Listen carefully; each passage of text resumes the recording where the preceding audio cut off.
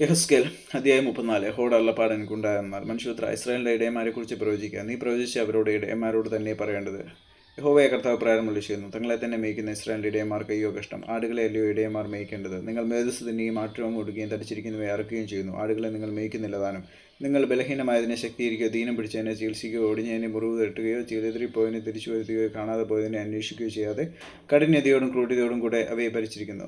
ഇടയനില്ലായകൊണ്ട് അവ ചിതറിപ്പോയിട്ട് അവ കാട്ടിലെ സകല മൃഗങ്ങൾക്കും ഇരയായി തീർന്നു. എൻ്റെ ആടുകൾ എല്ലാ മലകളിലും ഉയരമുള്ള എല്ലാ കുന്നിന്മേലും ഉഴന്നു കിടന്നു. ഭൂതലത്തിലൊക്കെയും എൻ്റെ ആടുകൾ ചിതറിപ്പോയി. ആരും അവയെ തിരയുകയോ അന്വേഷിക്കുകയോ ചെയ്തിട്ടില്ല.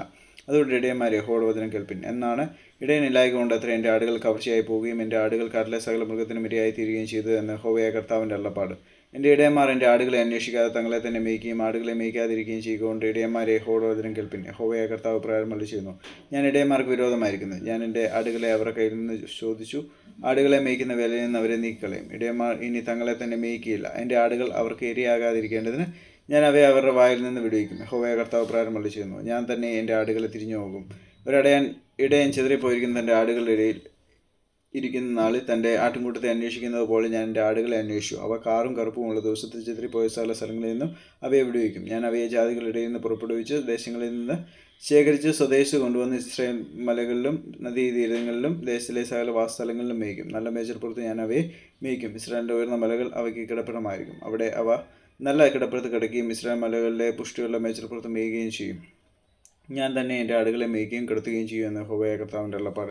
കാണാതെ പോയതിനെ ഞാൻ അന്വേഷിക്കുകയും ഓടിച്ചു കളഞ്ഞതിനെ തിരിച്ചു വരുത്തുകയും ഒടിഞ്ഞതിനെ മുറിവ് കെട്ടുകയും ദീനം പിടിച്ചതിനെ ശക്തീകരിക്കുകയും ചെയ്യും. എന്നാൽ കൊഴുത്തതിനെയും ഉരത്തതിനെയും ഞാൻ നശിപ്പിക്കും. ഞാൻ ന്യായത്തോടെ അവയെ മേയ്ക്കും. നിങ്ങളോ എൻ്റെ ആടുകളെ, യഹോവയായ കർത്താവ് പ്രകാരം അരുളിച്ചെയ്യുന്നു: ഞാൻ ആടിനും മധ്യേയും ആട്ടുകൊറ്റന്മാർക്കും കാലാട്ടുകൊറ്റന്മാർക്കും മധ്യേയും ന്യായം വിധിക്കുന്നു.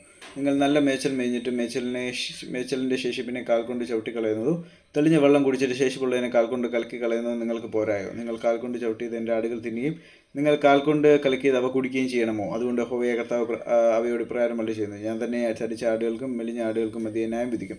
ദീനം പിടിച്ചവയെ നിങ്ങൾ പരക്കെ ചിതറിക്കുവോളം പാർശ്വം കൊണ്ടും തോൾ കൊണ്ടും ഉന്തി അവയെ ഒക്കെയും കൊമ്പുകൊണ്ട് ഇടിക്കുന്നതിനാൽ ഞാൻ എൻ്റെ ആട്ടിൻകൂട്ടത്തെ രക്ഷിക്കും. അവ ഇനി ഇരയായിത്തീരുകയില്ല. ഞാൻ ആടിനും മധ്യേ ന്യായം വിധിക്കും. അവയെ മേയ്ക്കേണ്ടതിന് ഞാൻ ഒരേ ഇടയനെ അവയ്ക്കായി നിയമിക്കും, എൻ്റെ ദാസനായ ദാവീദിനെ തന്നെ. അവൻ അവയെ മേയിച്ച് അവയ്ക്ക് ഇടയനായിരിക്കും. അങ്ങനെ യഹോവയായി ഞാൻ അവർക്ക് ദൈവവും എൻ്റെ ദാസനായ ദാവീദ് അവർ മധ്യേ പ്രഭുവുമായിരിക്കും. യഹോവയായി ഞാൻ അത് അരുളിച്ചെയ്തിരിക്കുന്നു. ഞാൻ അവയോട് ഒരു സമാധാനം നിയമം ചെയ്തു. ദുഷ്ടമൃഗങ്ങളെ ദേശത്ത് നിന്ന് നീക്കിക്കളയും. അങ്ങനെ അവ മരുഭൂമിയിൽ നിർഭയമായി വസിക്കുകയും കാടുകളിൽ ഉറങ്ങുകയും ചെയ്യും. ഞാൻ അവയെയും എൻ്റെ കുന്നിനും ചുറ്റുമുള്ള സ്ഥലങ്ങളെയും ഒരു അനുഗ്രഹമാക്കി വെക്കും. ഞാൻ തക്ക സമയത്ത് മഴ പെയ്യും.